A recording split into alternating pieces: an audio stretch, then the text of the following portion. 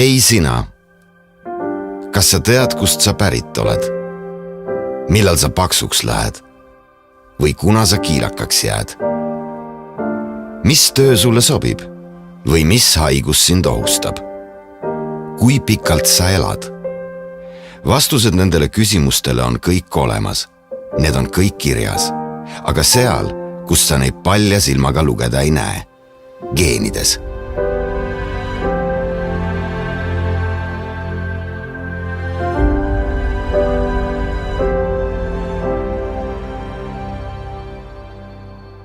Geenid on pärilikkuse kandjad kõikides elavates organismides.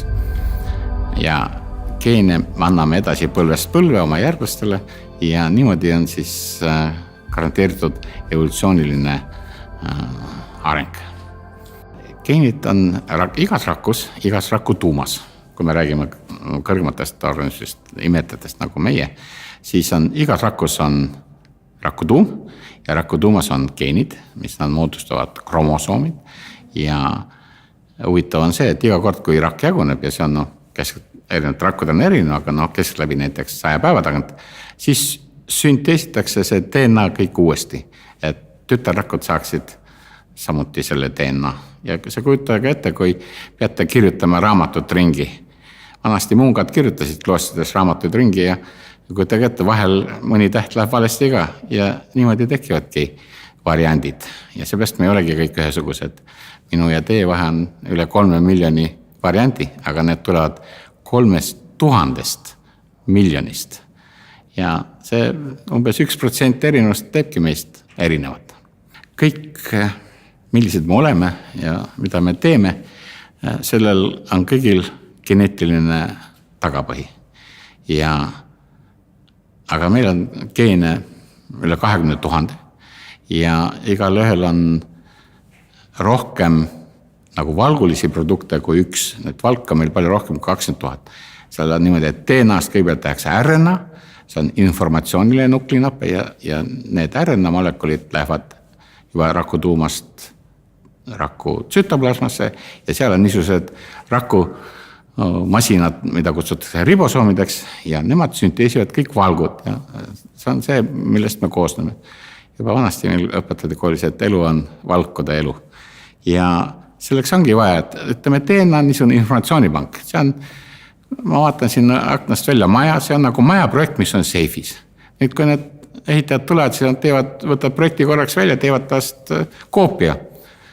See oleks nagu see informatsiooniline arvanud. Sellega minnakse platsi peale, hakatakse maja ehitama, et sinna pannakse mingid kivid ja paneelid ja aknad. See on nagu need valgud ja niimoodi lõpuks saab maja valmis. Nii et seifis on projekt, kui tahetakse uut maja teha, võetakse uuesti see projekt välja, tehakse uus koopia ja tehakse jällegi uus maja, uued valgud. Ja selleks ongi teenad vaja ja tema on stabiilne, püsiv, aga kuna teda kohe kopieeritakse, siis tekivad seal ümberkirjutuse käigus väiksed vead ja see teebki meist kõigist isikupärased organismid. Ja võib öelda seda, et esimene suurem seadus ihiksuse psühholoogias või selles psühholoogia osas, mis tegeleb inimese iseloomu ja käitumisega, on see, et vähemalt 50%, nüüd tuleb muidugi öelda, millest inimese käitumise erinevustest või variatsioonist on määratud inimese geenide poolt. Ja see ei puuduta mitte ainult näiteks seda meelekindlust, millest ma rääkisin, aga ka neurootilisust, kalduvust tunda negatiivseid emotsioone. Võiks öelda, et kõik olulised isiksuse omadused on vähemalt 50% ulatuses geenide poolt määratud. Psühholoogias oli niisugune ettekujutus, et kõik sõltub kasvatusest. Oli üks kuulus Ameerika psühholoog, kes ütles, et andke mulle tosin lapsi, terveid füüsiliselt normaalsed ja tema võib leida ja konstrueerida selle keskkonna, et kasvatab selle ükskõik kelleks, olgu siis pankuriks, kirjanikuks, heliloojaks või isegi taskuvargaks, nii et selles mõttes oli see psühholoogidel oli suurusulustus, nad arvasid, et keskkond mõjutab kõike. Geneetikutel pole kunagi sellist suurusulustus olnud ja nad on realistid ja teavad väga hästi, et geenid määravad ainult üldise suuna või plaani, mille suunas inimene liigub, aga see, kas ta sinna kohta jõuab, sõltub ikka väga palju inimest endast. Inimese keha on nagu masin, ainult bioloogiline. Harjumatult keerulisest ja pretensoonikast materjalist. Geeniinfo on selle masina kasutusjuhend. Kui sa seda ei loe, siis õpid sa oma masinat kasutama katsetamise teel. Õpid vigadest ja maksad neid kinni. Arvesta ainult, et elu pole survepesur või tolmuimeja. Iga viga võib olla kallis. On vigu, mida ei saagi parandada. Täna, kui me vaatame siit ilmast lahkumise põhjuseid, siis esimene on kardiovaskulaarne tõbi või haigus, edasi tulevad nii-öelda füüsilisest mõjutusest tingitud surmapõhjused, siis kasvajad ehk siis vähktõbi. Umbes veerand 100 aastat on Eestis keskmine eluiga kasvanud. Ja tänaseks ju meestel on keskmine eluiga 74, naistel 82 aastat, aga see on vaid üks näitaja, et vähem räägitakse tervena elatud aastatest ja selles osas on näitaja kehvem, ehk siis tervena elatud aasta näitab, kui palju aastaid inimene oma elust kvaliteetselt elab, kui palju ta elab ilma terviseprobleemideta, ilma krooniliste haigusteta, ilma tervisest tulenevate tegevuspiiranguteta ja mehed keskmisest elueast elavad 20 aastat terviseprobleemidega ja naised üle 20 ehk siis 23 aastat ja selle ennetustöö eesmärk, mida me Tervise Arengu Instituudis teeme, on püüda kasvatada või suurendada tervena elatud aastate arvu. Kui kunagi oli arenenud maailmas kõige suurem pahalauneste kasvajate tekkepõhjus suitsetamine, tubakas, siis suitsetamise olulise vähenemisega on need rõhud muutunud. Ja tänapäeva arenenud ühiskondades on hakanud riski tõstma hoopis ülemäärane kehakaal ja vähene füüsiline aktiivsus. Ja lõpuni mõtestamata kasvajate tekkel ei ole ka alkoholi roll. Ei ole väga teadvustatud, et alkohol tegelikult tõstab väga paljude kasvajate riski. Suitsetamisest teatakse rohkem, aga tegelikult peaks ka alkoholi suhtes toimuma samasugune kultuuriline muutus, kui on toimunud suitsetamise osas. Vaatame näiteks surmastatistikat läbi aegade, siis see nii-öelda see, et millise haiguse kätte me sureme, et see võidujooks on väga erinev. Näiteks 60. aastatel eelmise sajandil inimesed surid hoopis teistel põhjustel, kui nad surevad praegu. Nii et selles mõttes on juba muutused toimunud ja see on väga nii-öelda hea märk, et kui inimene muudab oma käitumist, siis võib ka nii-öelda, võiks öelda siis geenide needusest lahti saada. Nii et see ei ole niisugune elu ja surma küsimus, ei ole geenid, vaid on pigem ikka elu küsimus. Oled sa kuulnud sellisest asjast nagu saatus? See koosneb nimelt 2 osast. Üks on see, mille sa juba sündides kaasa saad. Hapetesse ja valkudesse talletatud informatsioon, mis juhib sinu keha ja isikuomadusi. Määrab sinu võimalusi. Seab piiranguid. Selles mõttes on ta saatus, selles mõttes, et me teame seda, et see on nagu geenid, pooled geenid me saame oma emalt ja pooled geenid saame oma isalt, eks selle see on nagu kaardipakk, mis segatakse juhuslikult laiali ja selles mõttes on see, võib ka saatuseks nimetada. Jah, esiteks esimesena hakati uurima sugupuid ja mina tean 2 niisugust kuulsat sugupuud, mida kohe algusest peale kasutati, on muidugi Bachide suguvõsa, kus on nii palju väga häid heliloojad kui ükskõik kus mujal. Ja teine on näiteks on kuulus Šveitsi perekond, Bernoulide perekond, kus on vähemalt 20 ülihead matemaatikut maailma tipptasemel. ja väga huvitav on nende elulugusid lugeda, sellepärast, et vanemad ja suguvõsa üldse ei tahtnud, et nad matemaatikuks hakkaks, et kaupmees või mingi muu amet oli palju auäärsem kui näiteks virelev ülikooli professor.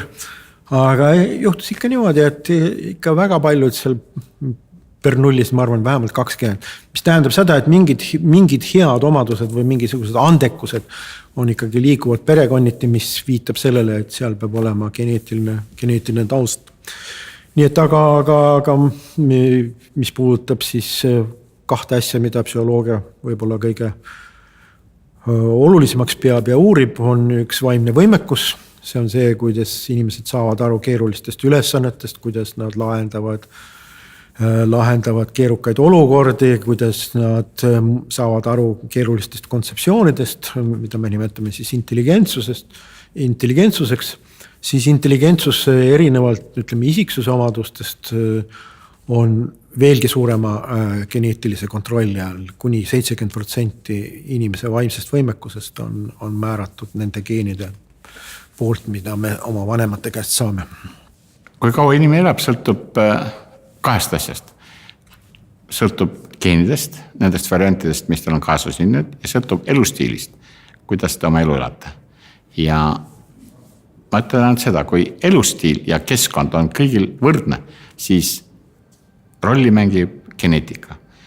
Kui elustiil ja keskkond on inimesele erinev, siis on väga raske öelda, kus maal lõpeb geneetilise info mõju ja kust algab keskkonna mõju. Aga ma ütlen seda, et mida vanemaks inimene saab, seda suurema osa määrab geneetika. Teine osa saatusest on see, mille sa ise juurde kirjutad. Kui sa ei kirjuta, siis kirjutab keegi teine. Või läheb täpselt nii, nagu tõenäosus tahab. Kõik on muide võimalik. Võib lihtsalt juhtuda, et sa pead otsetee asemel valima pika ja porise raja. Kõik oleneb sellest, kui väga sa tahad ja kui palju sa viitsid. Tõenäosuse vastu saab ainult tahtejõuga. Aga isegi tahtejõu kogus on geenidega ära määratud. Ma ise ei ole suur saatusesse uskuja, aga tõesti üht-teist on ette määratud, sealhulgas meie geenide poolt. Aga ma arvan, et on see siis geeniinfo või midagi muud, mida inimene on elu jooksul enda kohta õppinud, mis on tema tugevused, nõrkused, iseloomu omadused. Kogu seda infot saab kasutada inimene elus valikute tegemiseks. Et tõesti, kui sa tead, et sul on seda tüüpi haigusrisk, sa võib-olla teedki teised otsused. Suurema vähiriskiga inimene ei lähe tööle töökeskkonda, kus on kantserogeene. Et seda tüüpi otsuseid elus saab lihtsalt targemini teha, kui me teame rohkem enda kohta. Nii et mina seda ettemääratust nii väga ei usu, rohkem arvan, et inimene tahab teha informeerituid valikuid ja neid valikuid võiksid saada teha kõik. Spetsialistid alati räägivad, et geenid ei ole kohtuotsus, see ei ole lõplik asi, mis määraks ära inimese saatuse, see ei ole märk, mis on lauba peale kirjutatud, et seda, vaid vastupidi, see on väga tihti või eelkõige või kõige sagedalimi on see niisugune hoiatussignaal või üleskutse või alarm, mis ütleb, et sind võivad sellised asjad oodata. Ja mõistlik on see, et kui sa tahad, mõni võib-olla ei tahagi, kui sa tahad kaua elada, kui sa tahad tervelt elada, siis sa pead muutma näiteks oma eluviise. Eluviiste muutmine ei ole lihtne, aga ta on, ma arvan, et enamus inimeste võimetes. Kuna geenidoonorid on täiskasvanud inimesed, siis enamuses me oleme juba kõik väga õnnelikud, et me oleme nii vanaks elanud, et ega meil midagi väga hullusti mitte kellegi genoomidega ei ole. Et selles mõttes, isegi kui näiliselt on geneetiline risk sinu vastu, siis ega see alati ei tähenda 100% haigestumist. Et geneetika on selline üks komponent paljudest. Ma arvan, et inimesel on ikkagi ka vaba tahe ja inimene peab otsustama väga palju oma elustiili üle ja ja ka suutma ennast kontrollida teatud mõttes, et ei ole niimoodi, et saatus ütleb, et ma pean tegema niimoodi. Ei, et inimesel on ikkagi oma vaba tahe ja mina usun nagu selles, et inimene suudab seda kontrollida. Võimalik, et geenid mängivad vahetevahel veidike rolli, et kas ma olen hasartsem, kas ma olen alalhoidlikum. Tõenäoliselt seal on mingi geneetiline komponent isiksusomadustega. Tõenäoliselt mõned isiksusomadused, kas ma olen kuidagi rohkem vastuvõtlik näiteks mõnuainetele, olgu ta tubakas või narkootikum või nendel tõenäoliselt on seal mingi komponent olemas geneetiline, aga ikka igal inimesel on mingi vaba tahe ka, et suudab ka sellest hoiduda. Me sünnime kõik erineva nagu potentsiaaliga ja elu käigus me saaksime neid riske natukene hajutada, käitudes nii-öelda tervislikumalt. Ei suitseta, kehaline aktiivsus, sööme normaalselt, mitte ainult vorsti ja limonaadi, mida paljud teevad. Meie uuringud näitavad, et suur hulk inimesi ainult elavadki vorstist, limonaadist ja natukene leiba. Et ma tahan öelda seda, et see on kõik kompleksne. Kui me teaksime oma geenivariante nagu päeval number 1, siis me suudaksime võib-olla paremini oma elustiili valida selliselt, et meil oleks nagu elu pikem ja tervem. Näed, see siin on sinu elu. Iga tera on nagu 1 tund või päev. Kes neid lugeda jõuab?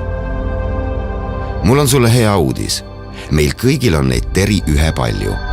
Pole olemas sellist asja nagu kaua elamise geen. Halb uudis on ka.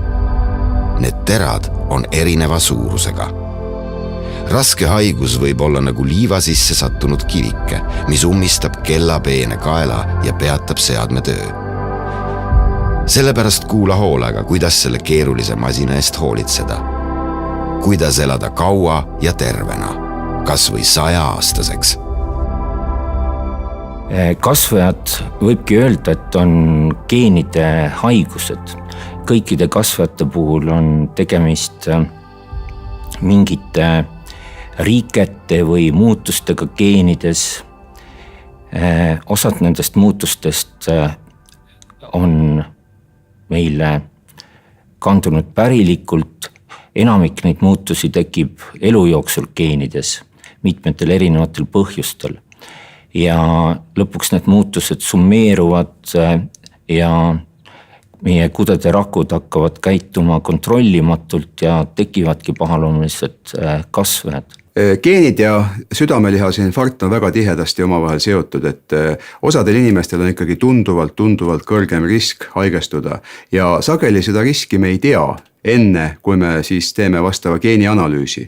Ja teades, et infarkti oht on suur, on juba võimalik päris varasest noorusest hakata käituma teistmoodi, teades neid kõrgenenud riske. Samuti on võimalik rakendada sellist ennetavat siis ka ravimitega ravi ja kogu see kompleks kokku me võime öelda, et see on uus ajastu meditsiinis, see on personaalne preventsioon või kardiovaskulaarne täppismeditsiin, täppisennetus.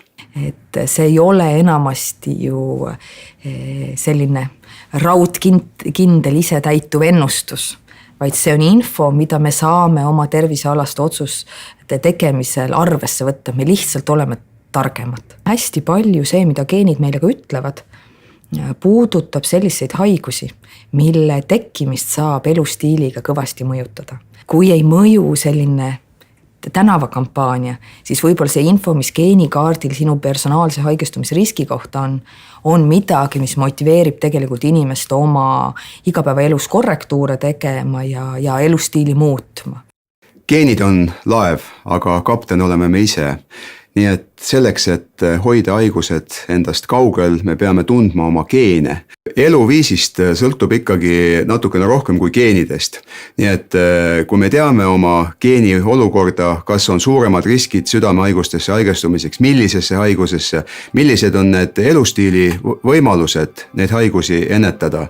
Et kõik see kokku viies me saame leida sellise tee, et hoida ikkagi võimalikult kaugel südamehaigused ja elada kaua ja õnnelikult. geenid on nagu Bitcoin. Kõik räägivad sellest, aga keegi väga aru ei saa. Sina nüüd saad. Edasine on kõik sinu enda otsus, kui kaua või kuidas sa elada tahad. Meie siin geenivaramus saame lihtsalt olla sinu parimad sõbrad ja varustada sind geeniinfoga. Ainsa tõelise aardekaardiga. See muutus, mida geeniinfo kasutamine toob, on tegelikult ju väga suur. Nii nagu poes, meil ei ole tumesinised ülikonnad suuruses, ma ei tea, 50 ja kollased kleidid suuruses 38. Ei ole sellised 2 lihtsat valikut keskmises suuruses.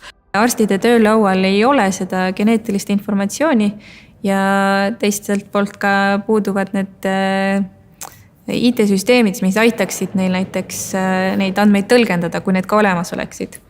Et need on tuleviku suunad, et oleme praegu esimesed maailmas, kes katsetavad sellist asja, et mis siis, kui me loome sellised andmed, paneme arsti töölauale ja see on ennetavalt olemas sellel hetkel, kui arst hakkab mingisugust ravimit välja kirjutama.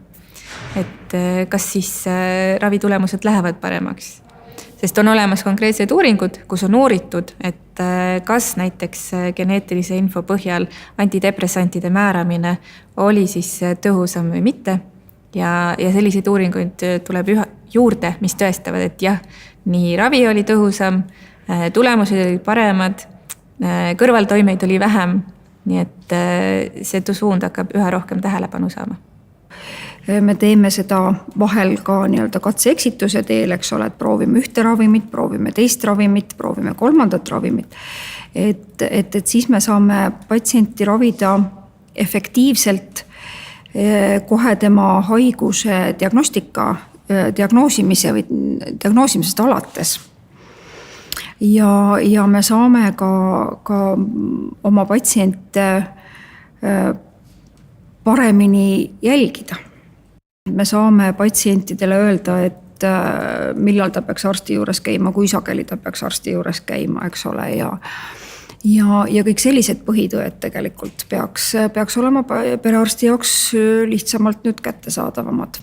See võiks arsti elu pigem ikkagi lihtsamaks teha ja kergemaks teha ja tegelikult kogu see meditsiinitehnoloogia ja kogu see meditsiin areneb ju selles suunas, et mitte ei oleks keerulisem diagnoosida, vaid oleks diagnostikaprotsess võimalikult ikkagi kergem, lihtsam, patsiendi jaoks vähem jooksutamist ja et ka see ravi oleks tulemuslikum. Inimeste geeniinfo peaks kindlasti jõudma tervise infosüsteemi, nii et kõik perearstid, nende töölaual võiks kohe olla see info minu nimistu patsiendil, inimesel, kes on minu nimistus, on kõrgem südamehaiguste risk, on kõrgem rinnanäärmevähi risk või minde teiste haiguste risk. Ja see ongi see personaalne meditsiin tegelikult. Ühelt poolt me näeme biokeemilisi näitajad, me näeme vereanalüüse, me näeme väga palju muid asju, kas inimene on ülekaaluline, kas ta suitsetab, aga lisades geeniinfo, me saame anda palju parema sellise raviskeemi, me saame ka võib-olla uurimismeetodeid hoopis spetsiifilisemalt käsitleda ja kokkuvõttes inimese tervisele tuleb sellest ainult suur kasu. Eesti geenivarum on see, et kuidas geeniinformatsiooni kasutada meditsiinis, kuidas meditsiin, mis on siiski suurel määral täna arsti kunst, muutuda natuke vähem kunstiks ja rohkem nagu teaduseks.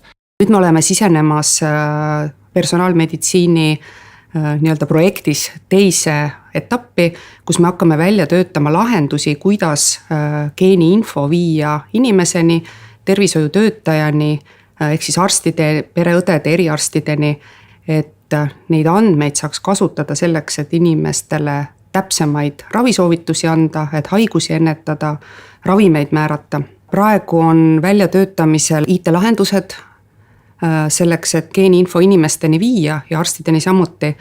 Ja seda tehakse etapiviisiliselt. Siin on väga palju nüansse, mida tuleb läbi mõelda, alates õigusruumi korrastamisest, siis õiguste andmisest inimese poolt, ehk siis inimesel on õigus oma geeniinfot ise teada, tal on õigus seda mitte teada, tal on õigus seda kolmandatele osapooltele kasutamiseks anda.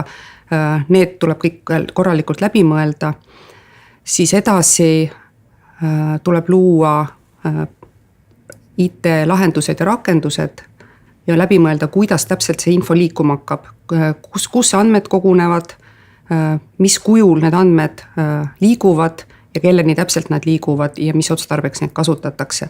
Ehk siis see on väga pikk töö, lähikuudel kindlasti midagi juhtuma ei hakka, aga meie eesmärk on projekti 4. aastaks hiljemalt esimesed rakendused ellu viia ja tööle panna. Geeniinfo jõudmine meditsiinisüsteemi sõltub mitmetest teguritest, et ühelt poolt Eesti Haigekassa vaatest meie loome süsteemi, kus on võimalus neid geeniandmeid kasutada. See, et kas järgmisel aastal 2020 kevadel need geeniandmed sinna jõuavad, sõltub väga palju ka geenivaramust, sõltub väga palju perearstide ja geenivaramu ja geeniteadlaste koostööst, et võimekus iseenesest saabub varsti, aga see saab toimima ainult süsteemi koostöös. Ma arstina näen, et kui me räägime personaliseeritud meditsiinist, siis me ei saa rakendada väga lihtsaid üldiseid geeniinformatsiooni andmisi inimestele, vaid tegelikult me peame seda informatsiooni andma väga täpselt üksikute haiguste kaupa ja koos väga täpse informatsiooniga, mida tegelikult need geenimuutused inimesele täheldavad ja kindlasti peavad see olema juures ka teaduslikult põhjendatud väga täpsed juhised üheks või teiseks tervist säilitavaks või tervist parandavaks meetmeks. Et ühesõnaga ma ei usu seda, et tuleb väga lihtne ja kõigile üheselt mõistetav informatsioon geeniinfo kasutamise kohta. Ja ma arvan, et siin on veel väga palju täiendavaid teaduslikke ja meditsiinilisi arendusi vajalik läbi viia. Ma arvan, et perearstid võivad karta nagu seda, et kui väga paljudele nendele, kui nimistus on paar tuhat patsienti ja korraga 500 saavad mingi hoiatuskirja, siis perearstid kindlasti kardavad, et ei ole mõtet 500 inimest mingi asjaga ehmatada ja see on ka väga oluline, et seda ei tehtaks, et tegelikult see tagasiside on nagu õige, relevantne, peab paika ja selline, mille puhul arst ja inimene koos saavad ka mõelda välja, mida siis sellel puhul nagu ette võtta. Geeniinfo kasutamine perearstide jaoks on paras väljakutse, sest nagu me teame, siis geeniandmetest me saame heal juhul ühe numbri, mis näiteks on riskiskoor haigestuda a la näiteks rinnavähki või kardiovaskulaarsetesse haigustesse. Ja siis on hästi oluline, et kuidas arst seda tõlgendab, kuidas arst suudab inimesele selle sõnumi edasi anda, et ühelt poolt ei tekiks tervise ärevust ja teiselt poolt need inimesed, kes on tõepoolest riskigrupis, seda ka tõsiselt võtaksid. Ja ma arvan, et geneetikat ei ole vaja arstel karta, siin arstid arvavad, et see on väga keeruline ja loob lisatööd. See on lihtsalt kui uus instrument. Kui tulid tuumamagnetresonantskaneerimised, siis ei pidanud keegi minema füüsikat õppima arstid, vaid nad loevad seda raportit, mis radioloog kirjutab ja need geneetika on sama. Andes siin pole ise kirjuta seda mitte geneetik, vaid tehisintellekt, kes on vastavalt või mis on vastavalt välja õpetatud ja need süsteemid juba paljudes kohtades töötavad. Niimoodi, et ma arvan, et arstidel on see lihtsalt abiks instrument, mis aitab haigusi ja haigeid paremini uurida ja hoida nad kauem tervemad ja pikendada tervet elatud aastate arvu. Ma väga loodan, et sellest saab täiesti uus ajastu Eesti meditsiinis. Oled sa kunagi kiirloteriid mänginud? Kumba sa rohkem tundsid? Rõõmsat elevust võidu ootuses või hirmu kaotuse ees? Teatud mõttes on geeniraport nagu ühe mänguväljaga pilet. Kogu küsimus on selles, kas sul jätkub julgust värvikiht küüntega maha kraapida ja tõele otsa vaadata. Isegi kaotusena tundub info võib olla hoopis suur võit, mis makstakse sulle välja tervena elatud aastates. Võib juhtuda, et võidad juurde pool elu. üks asi, kui sa loed seda, kuidas see geneetiline masin töötab, aga teine asi on sellest, kui sa võtad kätte selle nii-öelda geenibrauseri ja leiad, et sul on üks nipp, mis tähendab siis üks polümorfism, see, mis on muutlik osa. Et see näiteks tähendab sulle, et sa ei talu laktoosi või see tähendab, et sul on mingi muu soodumus näiteks infarktiks või vastupidi ülekaaluliseks, siis võib muidugi võib-olla isegi šokeerida, aga oluline on, ma arvan, et aru saada ja lugeda ja kuulata, mida siis spetsialistid räägivad.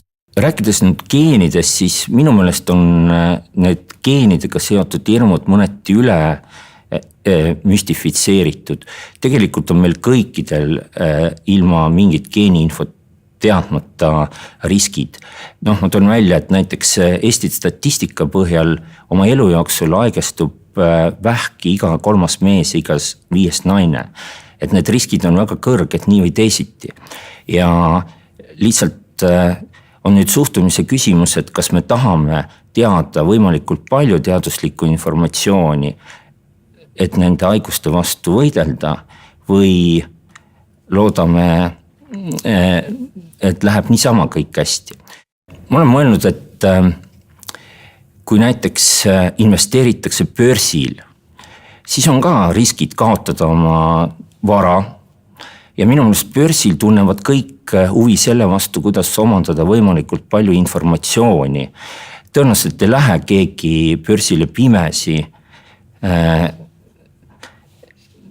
lootes, et kõik läheb niisama hästi, ikka püütakse võimalikult palju informatsiooni saada. Ja miks peaks olema meie tervisega, mis on veel palju suurem vara teisiti, et miks me ei võiks oma tervise kohta tahta teada võimalikult palju informatsiooni, et miks me tahame oma tervise kohta olla pimedad ja loota lihtsalt heale õnnele. Mina küll tahan näha oma geeniinfot, olen ise ka geenidoonor ja usun, et sellest on minu eluteel kasu. Ma siiralt loodan, et läbi geeniandmete mõistliku kasutuse ma saan elada pikema ja tervema elu. Suur tänu sulle, geenidoonor. Ilmselt sa ei taju veel, kui suure teene sa geeniproovi loovutades tegid. Teadusele ja meditsiinile, inimkonnale, iseendale. See on kolossaalselt oluline, et inimesed üldse tulevad. Meil on üle 70% inimesi Eestis, kes nagu toetavad seda, mis me teeme. Meil on lihtsalt kurb see, et me ei ole suutnud nii ruutu edasi liikuda, et nad kõik saaksid juba oma geenikaardid infot. Üle 2000 inimesi on seda saanud, aga ülikool ei ole meditsiiniasutus, me teeme seda ikkagi kui teadust. Nii et muidugi riik on alustanud vastavate nagu siis tegevust, on Tervise Arengu Instituudis on loodud personaalse meditsiini nagu osakond, sinna on võetud inimesed tööle, tervishoiu või seal, mis see on meil siis, Sotsiaalministeeriumis on innovatsiooni osakond, seal on hulga inimesi töötab, kes selle teemaga tegelevad. Kõik läheb väga nagu jõudsalt edasi, riigihanked on välja kuulutatud, kus arendatakse välja need IT-lahendused, mis on selleks vaja. Ja kõige tähtsam on siin see otsuse toe tarkvara, et mis aitab nendest geenivariantidest, kui me ikka analüüsime 700 000 markerit üle terve genoomi, seda ei suuda ükski inimene nagu üldse vaadata peale, selleks on vaja masinad, selleks on vaja tarkvara, need on kõik välja arendada ja seda kõike tehakse, need läheb veel mõned aastad, aga see tuleb. Mina õppisin ülkoolis arstiks ja oma arstiõpikute kõrvalt ma töötasin molekulaarbioloogia laboratooriumis ja mulle sai selgeks, et tuleviku arsti töös on geneetikat väga vaja. Ja kui ma kõhklesin, et kas minda kirurgiks või jäädagi laborisse tööle, siis minu juhendaja Artur Lind ütles niimoodi, et Andres, need kirurg on seal haiglas juba piisavalt, aga neid inimesi, kes tunnevad arstiteadust ja oskavad ka aru saada molekulaarbioloogiast ja molekulaargeneetikast, neid on väga vähe. Ja ütles niimoodi, et Andres, et kõik seda, mis me siin laboris teeme seal keemiahoones ruumis 414, seda läheb ükskord vaja meditsiini valdkonnas. Aga et see tuleb siis, kui me oleme kõik surnud. Aga see tuleb. ja me töötasime seal noored inimesed pulsi kaotamiseni ööd ja päevad mingi idee nimel, mis professor ütles, et läheb vaja, aga pärast seda, kui me oleme surnud. Kahjuks Artur Lind suri juba ammu, aga me oleme kõik elus ja me näeme, et see juhtus ennem, kui meie sureme. Ja meil on, ma arvan, et Artur oleks hea meel, kui ta täna näeks, mis on juhtunud.